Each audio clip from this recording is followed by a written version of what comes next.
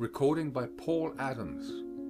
The Art of Public Speaking by Dale Carnegie and Joseph Berg Esenwein. Section 37. Appendix D. Speeches for Study and Practice. John Morley, Founders' Day Address. Abridged.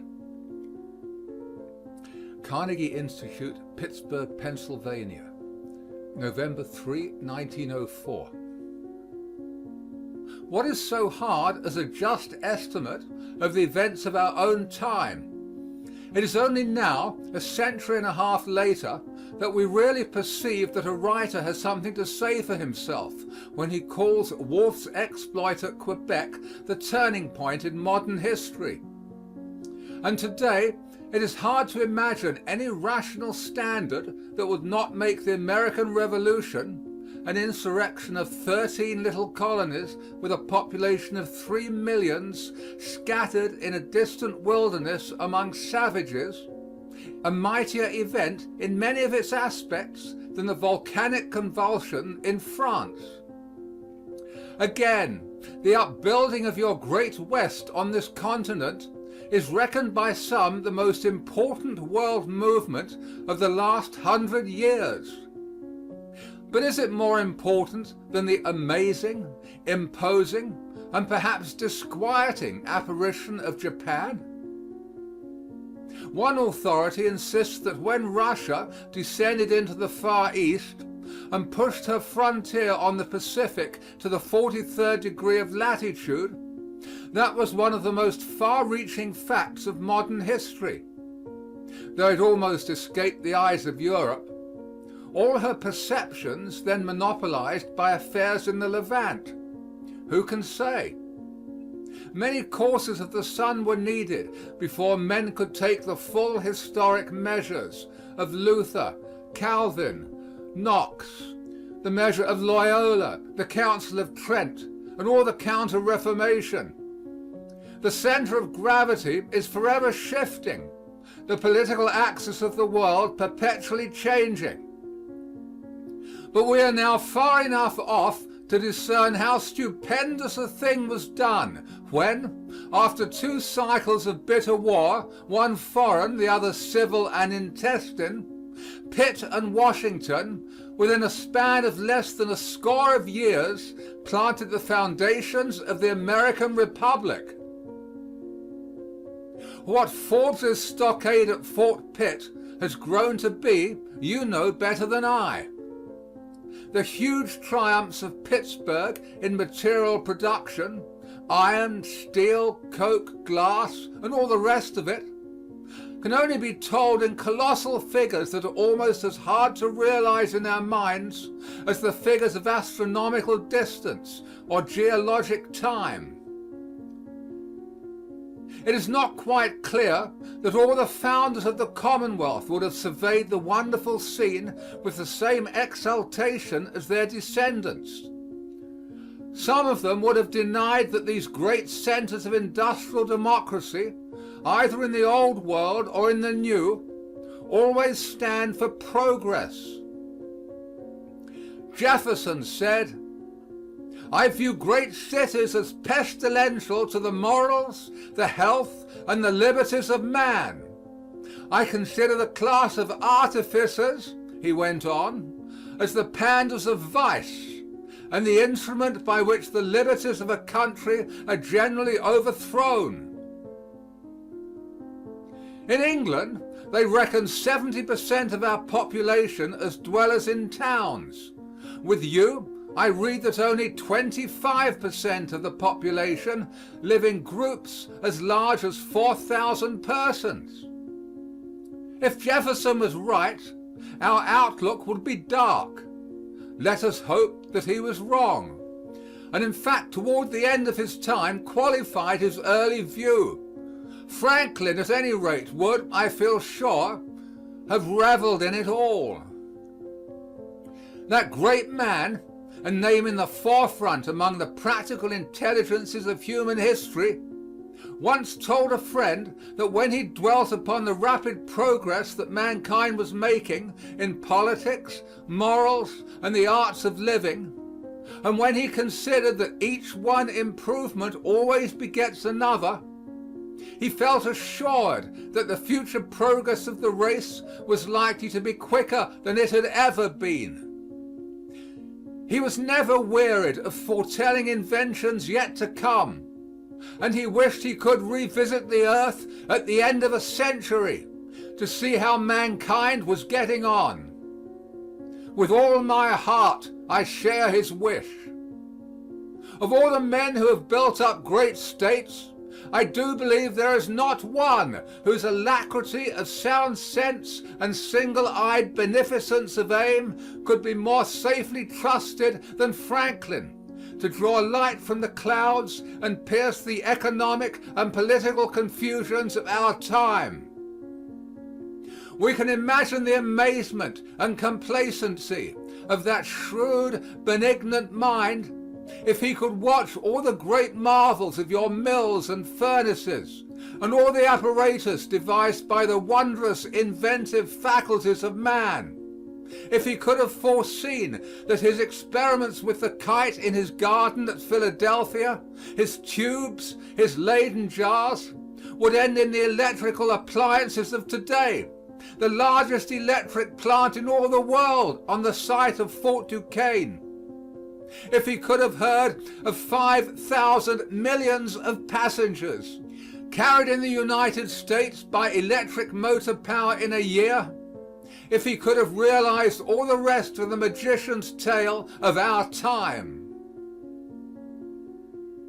Still more would he have been astounded and elated could he have foreseen, beyond all advances in material production, the unbroken strength of that political structure which he had so grand a share in rearing. Into this very region where we are this afternoon swept wave after wave of immigration. English from Virginia flowed over the border, bringing English traits, literature, habits of mind. Scots or Scots-Irish, originally from Ulster, flowed in from central Pennsylvania. Catholics from southern Ireland, new hosts from southern and east central Europe. This is not the 4th of July, but people of every school would agree that it is no exuberance of rhetoric, it is only sober truth to say that the persevering absorption and incorporation of all this ceaseless torrent of heterogeneous elements into one united, stable, industrious, and pacific state is an achievement that neither the Roman Empire nor the Roman Church, neither Byzantine Empire nor Russian, not Charles the Great nor Charles the Fifth nor Napoleon ever rivaled or approached. We are usually apt to excuse the slower rate of liberal progress in our old world by contrasting the obstructive barriers of prejudice, survival, solecism, anachronism, convention, institution, all so obstinately rooted, even when the branches seem bare and broken in an old world, with the open and disengaged ground of the new. Yet in fact your difficulties were at least as formidable as those of the older civilizations, into whose fruitful heritage you have entered. Unique was the necessity of this gigantic task of incorporation, the assimilation of peoples of diverse faiths and race. A second difficulty was more formidable still: how to erect and work a powerful and wealthy state on such a system as to combine the centralized concert of a federal system with local independence, and to unite collective energy with the encouragement of individual freedom. This last difficulty that you have so successfully up to now surmounted, at the present hour confronts the mother country and deeply perplexes her statesmen. Liberty and union have been called the twin ideas of America. So too They are the twin ideals of all responsible men in Great Britain. Although responsible men differ among themselves as to the safest path on which to travel toward the common goal, and the dividing ocean, in other ways so much our friend, interposes. For our case of an island state, or rather for a group of island states, obstacles from which a continental state like yours is happily altogether free. Nobody believes that no difficulties remain. Some of them are obvious, but the common sense, the mixture of patience and determination that has conquered risks and mischiefs in the past, may be trusted with the future. Strange and devious are the paths of history. Broad and shining channels get mysteriously silted up. How many a time what seemed a glorious high road proves no more than a mule track or mere cul-de-sac. Think of Canning's flashing boast when he insisted on the recognition of the Spanish republics in South America, that he had called a new world into existence to redress the balance of the old. This is one of the sayings, of which sort many another might be found, that make the fortune of a rhetorician, yet stand ill the wear and tear of time and circumstance. The new world that Canning called into existence has so far turned out a scene of singular disenchantment. Though not without glimpses on occasion of that heroism and courage and even wisdom that are the attributes of man almost at the worst, the tale has been too much a tale of anarchy and disaster, still leaving a host of perplexities for statesmen both in America and Europe. It has left also to students of a philosophic turn of mind one of the most interesting of all the problems to be found in the whole field of social, ecclesiastical, religious, and racial movement. Why is it that we do not find in the South, as we find in the north of this hemisphere, a powerful federation, a great Spanish-American people stretching from the Rio Grande to Cape Horn? To answer that question would be to shed a flood of light upon many deep historic forces in the old world, of which, after all, these movements of the new are but a prolongation and more manifest extension. What more imposing phenomenon does history present to us than the rise of Spanish power to the pinnacle of greatness and glory in the 16th century? The Mohammedans, after centuries of fierce and stubborn war, driven back, the whole peninsula brought under a single rule with a single creed. Enormous acquisitions from the Netherlands of Naples, Sicily, the Canaries, France humbled, England menaced, settlements made in Asia and northern Africa, Spain in America become possessed of a vast continent, and of more than one archipelago of splendid islands. Yet, before a century was over, the sovereign majesty of Spain underwent a huge declension. The territory under her sway was contracted. The fabulous wealth of the mines of the New World had been wasted. Agriculture and industry were ruined. Her commerce passed into the hands of her rivals. Let me digress one further moment. We have a very sensible habit in the island whence I come, when our country misses fire, to say as little as we can, and sink the thing in patriotic oblivion. It is rather startling to recall that less than a century ago, England twice sent a military force to seize what is now Argentina. Pride of race and hostile creed vehemently resisting proved too much for us. The two expeditions ended in failure. and nothing remains for the historian today but to wonder what a difference it might have made to the temperate region of South America if the fortunes of war had gone the other way, if the region of the Plata had become British and a large British immigration had followed. Do not think me guilty of the heinous crime of forgetting the Monroe Doctrine. That momentous declaration was not made for a good many years after our General Whitelock was repulsed at Buenos Aires. Though Mr. Sumner and other people have always held that it was Canning who really first started the Monroe Doctrine when he invited the United States to join him against European intervention in South American affairs. The day is at hand, we are told, when 4/5 of the human race will trace their pedigree to English forefathers, as 4/5 of the white people in the United States trace their pedigree today. By the end of this century, they say, such nations as France and Germany, assuming that they stand apart from fresh consolidations, will only be able to claim the same relative position in the political world as Holland and Switzerland. These musings of the moon do not take us far. The important thing, as we all know, is not the exact fraction of the human race that will speak English.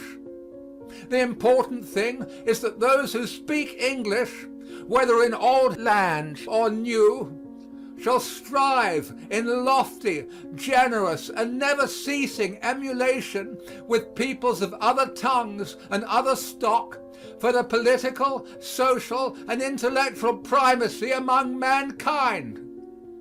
In this noble strife for the service of our race, we need never fear that claimants for the prize will be too large a multitude. As an able scholar of your own has said, Jefferson was here using the old vernacular of English aspirations after a free, manly, and well-ordered political life, a vernacular rich in stately tradition and noble phrase, to be found in a score of 1,000 of champions in many camps, in Buchanan, Milton, Hooker, Locke, Jeremy Taylor, Roger Williams, and many another humbler but not less strenuous pioneer and confessor of freedom. Do not fail to count up, and count up often, what a different world it would have been but for that island in the distant northern sea. These were the tributary fountains that, as time went on, swelled into the broad confluence of modern time. What was new in 1776 was the transformation of thought into actual polity. What is progress? It is best to be slow in the complex art of politics in their widest sense, and not to hurry to define. If you want a platitude, there is nothing for supplying it like a definition. Or shall we say that most definitions hang between platitude and paradox? There are said, though I have never counted, to be 10,000 definitions of religion. There must be about as many of poetry. There can hardly be fewer of liberty or even of happiness. I am not bold enough to try a definition. I will not try to gauge how far the advance of moral forces has kept pace with that extension of material forces in the world of which this continent, conspicuous before all others, bears such astounding evidence. This, of course, is the question of questions. Because as an illustrious English writer, to whom, by the way, I owe my friendship with your founder many long years ago, as Matthew Arnold said in America here, it is moral ideas that at bottom decide the standing or falling of states and nations. Without opening this vast discussion at large, many a sign of progress is beyond mistake. The practice of associated action, one of the master keys of progress, is a new force in 100 fields, and with immeasurable diversity of forms. There is less acquiescence in triumphant wrong. Toleration in religion has been called the best fruit of the last 4 centuries. And in spite of a few bigoted survivals, even in our United Kingdom, and some savage outbreaks of hatred, half religious, half racial, on the continent of Europe, this glorious gain of time may now be taken as secured. Perhaps of all the contributions of America to human civilization, this is greatest. The reign of force is not yet over, and at intervals it has its triumphant hours. But reason, justice, humanity fight with success their long and steady battle for a wider sway. Of all the points of social advance, in my country at least, during the last generation, none is more marked than the change in the position of women in respect of rights of property, of education, of access to new callings. As for the improvement of material well-being and its diffusion among those whose labor is a prime factor in its creation, we might grow sated with the jubilant monotony of its figures if we did not take good care to remember, in the excellent words of the president of Harvard, that those gains, like the prosperous working of your institutions and the principles by which they are sustained, are in essence moral contributions. Being principles of reason, enterprise, courage, faith, and justice, over passion, selfishness, inertness, timidity, and distrust. It is the moral impulses that matter. Where they are safe, all is safe. When this and the like is said, nobody supposes that the last word has been spoken as to the condition of the people either in America or Europe. Republicanism is not itself a panacea for economic difficulties. Of self, it can neither stifle nor appease the accents of social discontent. So long as it has no root in surveyed envy, this discontent itself is a token of progress. What, cries a skeptic, what has become of all the hopes of the time when France stood upon the top of golden hours? Do not let us fear the challenge. Much has come of them. And over the old hopes, time has brought a stratum of new. Liberalism is sometimes suspected of being cold to these new hopes, and you may often hear it said that liberalism is already superseded by socialism. That a change is passing over party names in Europe is plain, but you can be sure that no change in name will extinguish these principles of society which are rooted in the nature of things and are accredited by their success. Twice America has saved liberalism in Great Britain. The war for independence in the 18th century was the defeat of usurping power no less in England than here. The war for union in the 19th century gave the decisive impulse to a critical extension of suffrage and an era of popular reform in the mother country. Any miscarriage of democracy here reacts against progress in Great Britain. If you seek the real meaning of most modern disparagement of popular or parliamentary government, it is no more than this: that no politics will suffice of themselves to make a nation's soul. What could be more true? Who says it will? But we may depend upon it that the soul will be best kept alive in a nation where there is the highest proportion of those who, in the phrase of an old worthy of the 17th century, think it a part of a man's religion to see to it that his country be well governed.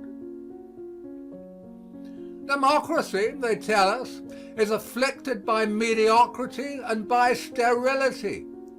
But has not democracy in my country, as in yours, shown before now that it well knows how to choose rulers neither mediocre nor sterile, men more than the equals in unselfishness, in rectitude, in clear sight, in force, of any absolutist statesman that ever in times past bore the scepter?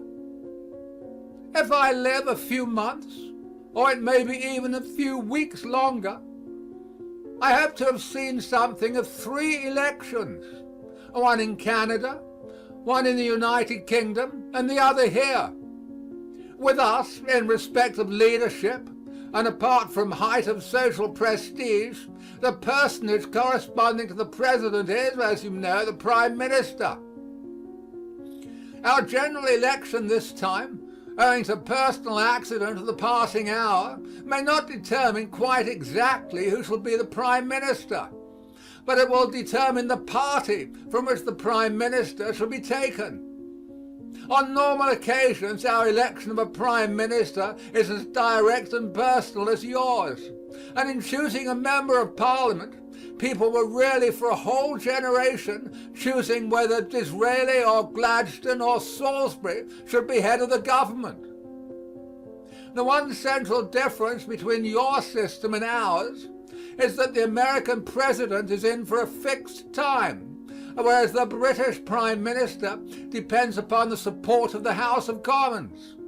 If he loses that, his power may not endure a 12-month. If, on the other hand, he keeps it, he may hold office for a dozen years. There are not many more interesting or important questions in political discussion than the question whether our cabinet government or your presidential system of government is the better. This is not the place to argue it. Between 1868 and now, a period of 36 years, we have had 8 ministries. This would give us an average life of 4.5 years. Of these 8 governments, 5 lasted over 5 years. Broadly speaking, then, our executive governments have lasted about the length of your fixed term. As for ministers swept away by a gust of passion, I can only recall the overthrow of Lord Palmerston in 1858 for being thought too subservient to France. For my own part, I've always thought that by its free play, its comparative fluidity, its rapid flexibility of adaptation, our cabinet system has most to say for itself. Whether democracy will make for peace, we all have yet to see. So far, democracy has done little in Europe to protect us against the turbid whirlpools of a military age. When the evils of rival states, antagonistic races, territorial claims, and all the other formulas of international conflict are felt to be unbearable, and the curse becomes too great to be any longer borne, a school of teachers will perhaps arise to pick up again the thread of the best writers and wisest rulers on the eve of the Revolution. Movement in this region of human things has not all been progressive. If we survey the European courts from the end of the 7 Years' War down to the French Revolution, we note the marked growth of a distinctly international and pacific spirit. At no era in the world's history can we find so many European statesmen after peace, and the good government of which peace is the best ally. That sentiment came to violent end when Napoleon arose to scourge the world. End of section 37.